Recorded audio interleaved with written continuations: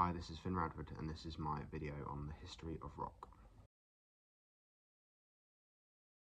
Rock is one of the biggest genres in music due to the number of subgenres in it, ranging all the way from big classic rock acts such as Queen, all the way to unknown Scandinavian black metal bands.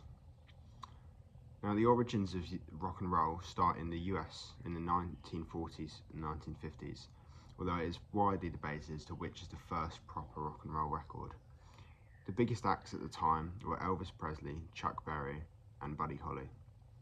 However, most of this was mainly contained inside of the US.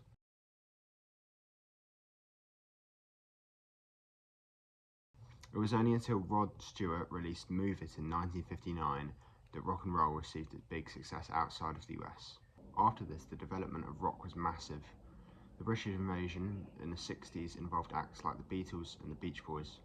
Then in the 70s, psychedelic acts such as Jimi Hendrix and Pink Floyd took stage, bringing into the use of psychedelic drugs such as LSD as inspiration for music. As well as this in the background, punk music started to rise, which would later give birth to the subgenre of grunge, and in the 80s before this, hair metal.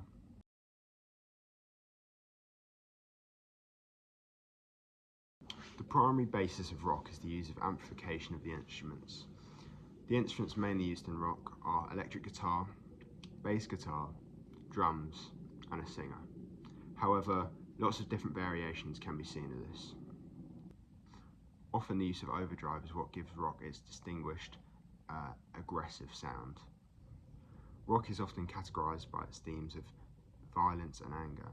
However, this is often not the case, as it often deals with much deeper themes such as coping with addiction and love.